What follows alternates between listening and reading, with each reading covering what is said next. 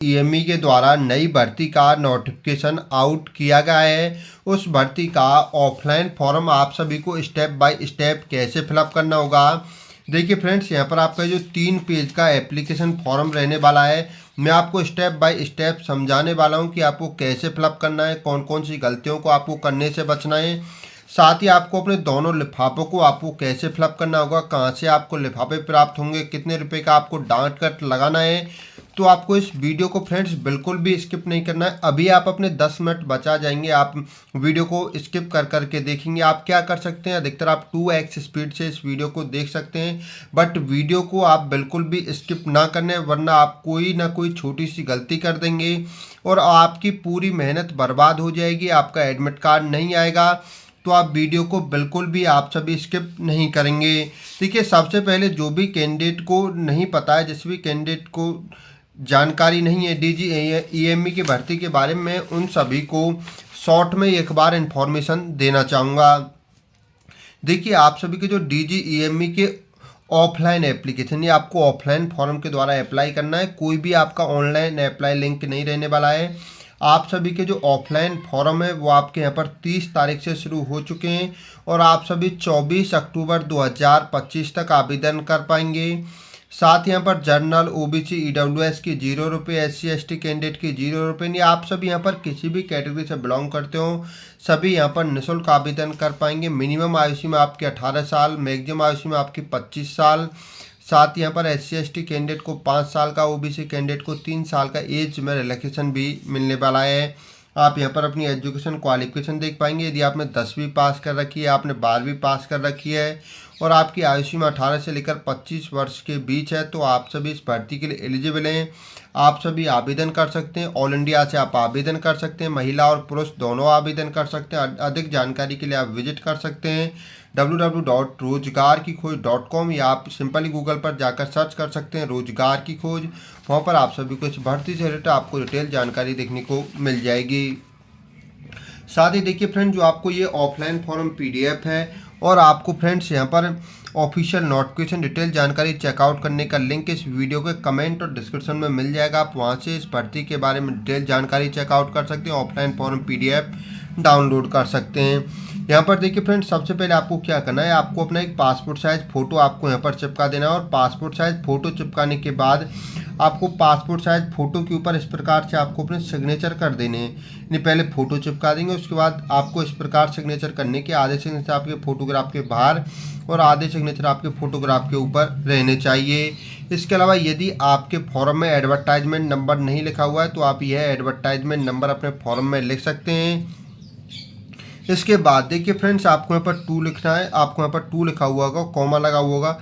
यहाँ पर आपको जो एड्रेस लिखना है, आप सबसे पहले यह कंफर्म करें कि आपको किस वर्कशॉप के लिए अप्लाई करना है, आप कहाँ के लिए आवेदन कर रहे हैं। उसका भी लिंक मैंने आपको वीडियो के कमेंट और डिस्क्रिप्शन में प्रोवाइड करा दिया है। वहाँ पर आपको जैसे आपकी जहाँ से भर्ती है, दिल्ली से है, जबलपुर से, आपकी यहाँ पर जिस पैलेस से आपकी भर्ती है, वो आप सभी यहाँ पर वर्कशॉप का आप सभी चेकआउट करेंगे। आप जिस पोस्ट के लिए अप्लाई करें उस पोस्ट की आपकी यहाँ पर देखिए, आपको आप सिंपली समझ जाइए कि आपको सेंडिंग एड्रेस आपको मिल जाएगा। आपको जो लिंक वीडियो के कमेंट और डिस्क्रिप्शन में दिया गया है, वहाँ पर आप सबसे पहले ये कंफर्म कर लीजिए कि आप अपने फॉर्म को किस पोस्ट के लिए अप्लाई कर रहे हैं। उस पोस्ट के साइड में ही आपको देखने को मिल जाएगा सेंडिंग एड्रेस।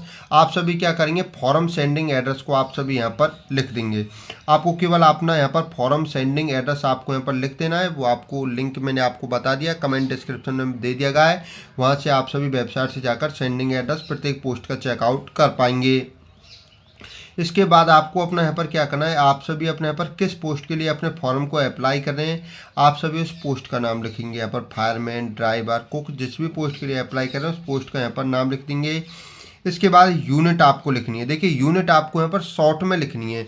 जो आपका सेंडिंग एड्रेस है ना, उसका सबसे पहले देखिए आपको करना क्या है, केवल उन सभी आपने सेंडिंग एड्रेस, जैसे आपको 505, मैंने यहाँ पर 505, आर्मी से मैंने A उठा लिया, बेस से मैंने B उठा लिया, वर्कशॉप से W उठा लिया, यहाँ पर दिल्ली कैंट, इस प्रकार मैंने शॉर्ट में यहाँ पर आपको इसी एड्रेस को शॉर्ट में यहाँ पर लिख देना है। यानी कि जैसे आर्मी का आपको A यहाँ पर लिख देना है, B का आपको यहाँ पर, बेस का आपको B लिख दिया। इस प्रकार जो भी आपका एड्रेस है उस एड्रेस का आपको फर्स्ट लेटर उठा के यहाँ पर लिख देना है। शॉर्ट में आपको यही वाला एड्रेस यहाँ पर शॉर्ट में लिख देना होगा, वही आपकी यूनिट हो जाएगी।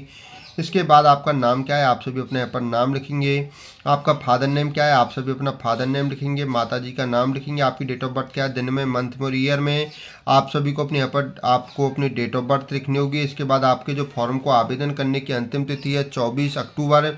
उस दिन से आप अपनी एज को की काउंटिंग करेंगे और आपकी एज कितने ईयर, कितने मंथ और कितने दिन की हो रही है वो कैलकुलेट करने के बाद यहाँ पर लिख देंगे। इसके बाद आपका जेंडर क्या है, मेल या फीमेल, उसके बारे में जानकारी देंगे। नेशनलिटी में आप सभी को इंडियन लिखना है।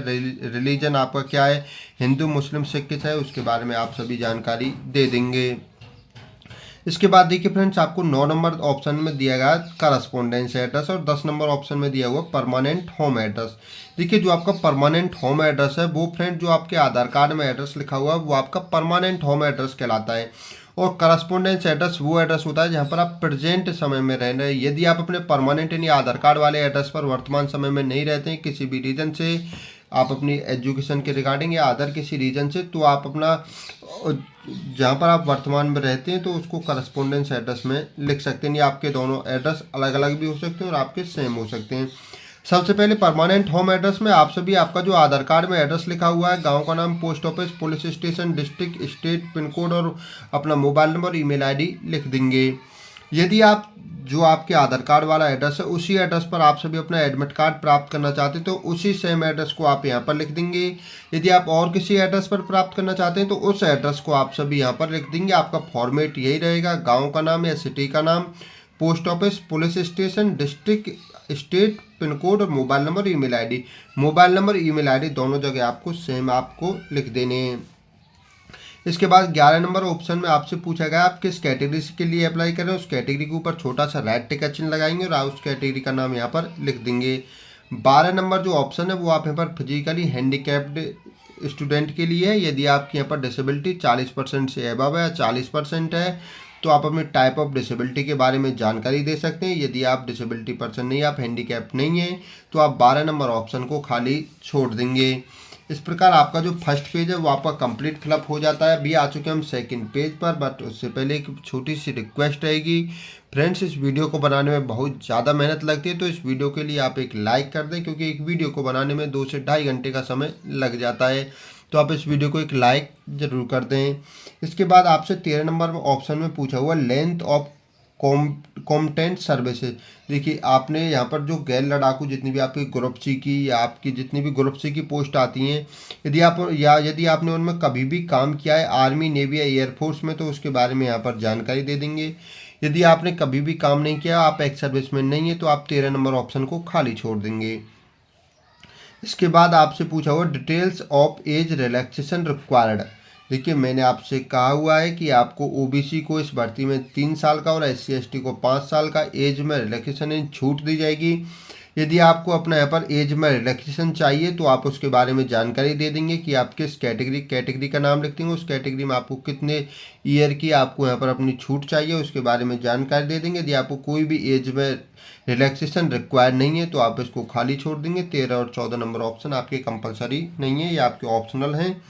इसके बाद आप सभी आ जाएंगे 15 नंबर ऑप्शन पर, जिसमें आपको सबसे पहले 10th के बारे में जानकारी देनी होगी। आपने 10th आप अपने यहाँ पर 10th लिखेंगे, आपने किस ईयर में पास आउट किया है उस ईयर के बारे में जानकारी देंगे। इसके बाद आपका अपने यहाँ पर किस बोर्ड से पास आउट किया उस बोर्ड का नाम लिखेंगे, आपकी परसेंटेज क्या है उसके बारे में जानकारी देंगे, आपकी डिवीज़न क्या है अपनी डिवीज़न यहाँ पर लिख देंगे। समान तरीके से आपको अपनी 12वीं के बारे में जानकारी यहाँ पर दे देनी होगी। यदि आपके पास अदर कोई क्वालिफिकेशन है तो आप उसके बारे में भी यहाँ पर अपनी जानकारी दे सकते हैं, या आप जिस भी पोस्ट के लिए अप्लाई कर रहे हैं उस पोस्ट के अकॉर्डिंग आप सभी अपनी यहाँ पर क्वालिफिकेशन की जानकारी देख पाएंगे।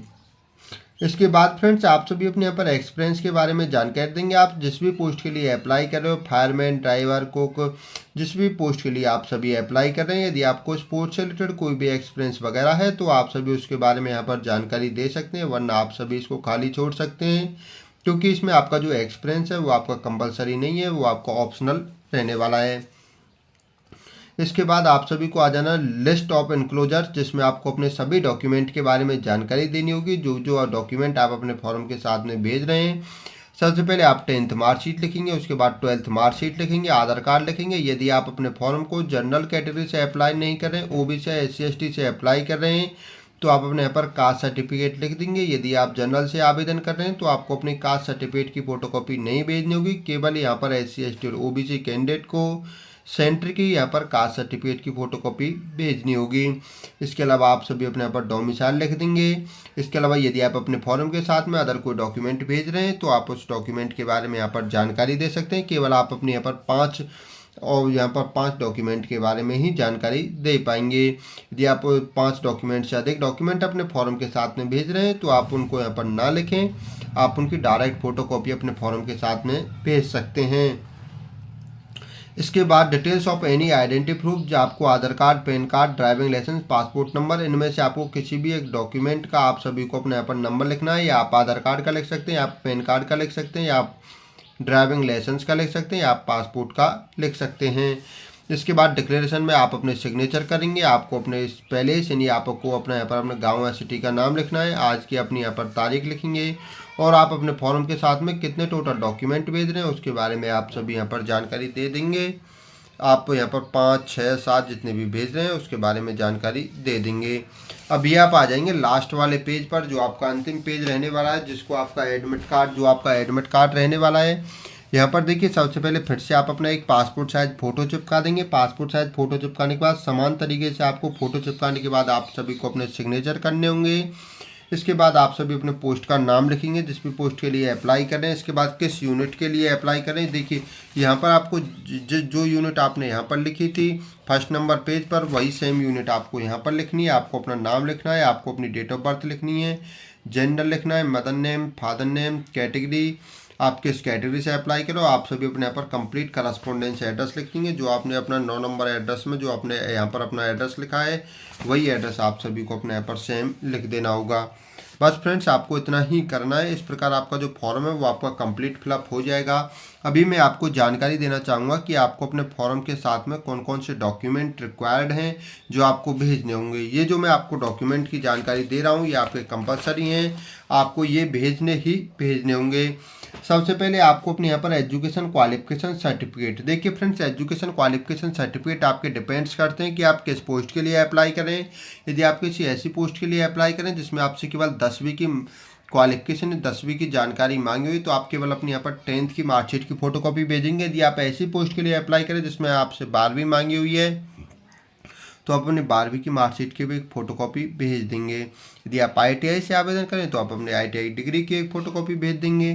इसके बाद डोमिसाइल सर्टिफिकेट की एक फ़ोटोकॉपी भेजेंगे, कास्ट सर्टिफिकेट की फ़ोटोकॉपी भेजेंगे। देखिए, कास्ट सर्टिफिकेट की जो फोटोकॉपी है जनरल कैंडिडेट के लिए नहीं है। यदि आप SC/ST OBC कैटेगरी से आवेदन करें तो आपको अपने सेंटर की कास्ट सर्टिफिकेट की फ़ोटोकॉपी भेजनी होगी। इसके बाद आपको अपने आधार कार्ड की एक फ़ोटोकॉपी भेजनी है, एक पासपोर्ट साइज फ़ोटो आपको अपने फॉर्म के साथ में भेजना है, 2 आपको अपने फॉर्म पर चिपका देने, एक आपको अलग से साथ में भेजना होगा। इसके अलावा एक लिफाफा आपको जिस पर 5 रुपये का डांटकट लगाना है, इसके बारे में आपको जानकारी दूंगा। सभी डॉक्यूमेंट को आप सेल्फ अटेस्टेड कर देंगे ना, सभी डॉक्यूमेंट पर जैसे आपने किसी भी डॉक्यूमेंट की, जैसे आपकी आधार कार्ड की फ़ोटोकॉपी है मान के चलिए, तो आपको आधार कार्ड की फ़ोटोकॉपी के नीचे अपने सिग्नेचर कर देनी, यानी आपको अपना नाम लिख देना है। इस प्रकार आपको सभी डॉक्यूमेंट के नीचे अपने सिग्नेचर कर देने होंगे। सभी डॉक्यूमेंट की आपने फोटोकॉपी करा ली है, आपको अपने फॉर्म आपका कंप्लीट फिलअप हो चुका है। इसके बाद जाना है आपको अपने नियर बाई बुक सेलर, आप जहाँ से बुक वगैरह खरीदते हैं वहाँ से आपको 2 लिफाफे आपको बाई कर लेने, एक आपको 3 रुपये वाला, एक आपको 4 रुपये वाला। आपको बुक सेलर के पास जाना है, वहाँ पर कहना है कि हमें 2 लिफाफे चाहिए, एक छोटा वाला एक बड़ा वाला, पोस्ट वाले हमें 2 लिफाफे चाहिए। तो आपको इस प्रकार के 2 लिफाफा दे देगा, जिसका कलर से कोई मतलब नहीं, आपका कलर कैसा भी हो। जो आपका छोटा वाला लिफाफा रहेगा, देखिए फ्रेंड्स, सबसे पहले छोटा वाला जो आपका लिफाफा रहेगा, जो आपको 2 या 3 रुपये का आपको प्राप्त होगा, उस पर आपको क्या करना है, 2 लिखना है, कॉमा लगाना है। इसके बाद आपका नाम क्या है, सन ऑफ करके पिताजी का नाम क्या है। इस प्रकार आप अपना कंप्लीट जानकारी देंगे। आपका गांव का क्या नाम है, पोस्ट ऑफिस क्या है, डिस्ट्रिक्ट क्या है, स्टेट क्या है, पिन कोड क्या है, और आप सभी अपने यहाँ पर मोबाइल नंबर लिख देंगे। ये आपको छोटे वाले लिफाफे पर इतनी आप जानकारी देंगे। आपको अपना नाम, फादर नेम, आपको अपने गांव, यानी कि आपको अपना कंप्लीट एड्रेस यहाँ पर आपको लिख देना है। इसके बाद इस जगह पर यहाँ पर फ्रेंड्स आपको देखिए, आपको क्या करना है, आपको इस जगह पर अपना 5 रुपये के डाक टिकट चिपका देने। आप कम से कम 5 रुपये के चिपकाएंगे, अधिक से अधिक आप 10 रुपये के चिपका सकते हो। देखिए, जब आप अपना फॉर्म पोस्ट ऑफिस में भेजने जाएंगे तो आपको पोस्ट ऑफिस वालों से जाकर कहना है कि हमें 5 रुपये के पोस्टल स्टाम्प चाहिए। आप कह सकते हैं मुझे 5 रुपये के डाक टिकट चाहिए। वो कहते हैं कि हमारे पास 5 रुपये के नहीं, हमारे पास 1-1 रुपये के हैं। तो 1-1 रुपये के आप 5 खरीद कर आप यहाँ पर 5 चिपका देंगे। वो कहते हैं कि हमारे पास 5 वाले नहीं है, हमारे पास 2-2 वाले हैं, तो 2-2 वाले आप सब यहाँ पर 3 चिपका देंगे। वो कहते हैं कि हमारे पास केवल 10 रुपये के पोस्टल स्टाम्प है, तो आप 10 रुपये का यहाँ पर एक चिपका देंगे। इस प्रकार आपको अपना यहाँ पर डाक टिकट चिपका देना। कम से कम आपको यहाँ पर 5 रुपये के चिपकाने, अधिक से अधिक आप कितने भी रुपये का चिपका सकते हैं। इसके बाद आपका जो बड़ा वाला लिफाफा रहेगा वो उसके ऊपर आपको लिखना है application for the post office. के बाद यहाँ पर आपको पोस्ट का नाम, जिस भी पोस्ट के लिए अप्लाई कर रहे हो, इसके बाद किस कैटेगरी से अप्लाई कर रहे हो उस कैटेगरी का नाम आप सभी यहाँ पर लिखेंगे। आप सब यहाँ पर फॉर्म लिखेंगे, कॉमा लगाएंगे और आपको अपने यहाँ पर कंप्लीट आपको अपना एड्रेस लिख देना है। यानी आपको अपने यहाँ पर नाम, आप अपने यहाँ पर नाम लिखेंगे, मैं आपको दिखाई देता हूँ। साथ के साथ इसके बाद आप सभी को अपने यहाँ पर फादर नेम आपको अपना यहाँ पर लिख देना है, जो भी आपके पिताजी का नाम है। इसके बाद आपको अपने यहाँ पर गांव का नाम लिखना है। इसके बाद आपको अपने यहाँ पर पोस्ट ऑफिस लिखना है। इसके बाद आपको अपने यहाँ पर जो भी आपका यहाँ पर डिस्ट्रिक्ट है आप सभी अपने यहाँ पर डिस्ट्रिक्ट लिखेंगे। इसके बाद आपका अपना यहाँ पर स्टेट क्या है, आप सभी अपने अपने स्टेट के बारे में आप सभी यहाँ पर जानकारी दे देंगे।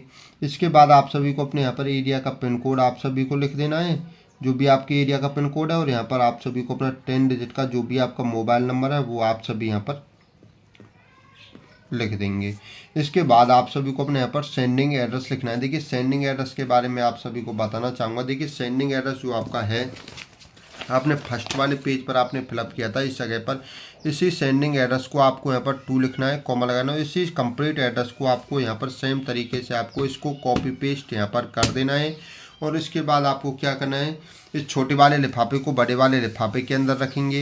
इस जो आपका फॉर्म है इसको एक साथ इस प्रकार करके, इसको इस प्रकार करके रोल करके और अपने डॉक्यूमेंट को रोल करके इस बड़े वाले लिफाफे के अंदर आप सभी इसके अंदर रख देंगे। इसके बाद आप सभी अपने डॉक्यूमेंट, जिन जिन डॉक्यूमेंट की फ़ोटोकॉपी करवाई उन सभी को बड़े वाले लिफाफे के अंदर रख देंगे। छोटे वाले लिफाफे को भी बड़े वाले लिफाफे के अंदर रख देंगे। छोटे वाले लिफाफे पर 5 रुपये के डाक टिकट जरूर चिपका देने हैं। इसके बाद आप सभी को क्या करना है, आपको एक पासपोर्ट साइज फ़ोटो भी बड़े वाले लिफाफे के अंदर डाल देना है इस पर आप सभी। इसके बाद आप सभी अपने फॉर्म को रजिस्टर्ड पोस्ट के माध्यम से सेंड कर देंगे। इस प्रकार आपका जो फॉर्म है वो आपका कंप्लीट फिलअप हो जाएगा। आशा करूंगा कि आपको यह वीडियो पसंद आई होगी। जैसे आपका एडमिट कार्ड आता है तो आपको इस चैनल पर सबसे पहले अपडेट किया जाएगा। चैनल को सब्सक्राइब जरूर कर लेना। आपको वीडियो प्रॉपर मिलती रहेंगी, जैसे इस भर्ती से लेकर कोई भी अपडेट आती रहेगी। आज की वीडियो में बस इतना ही। जय हिंद, जय भारत।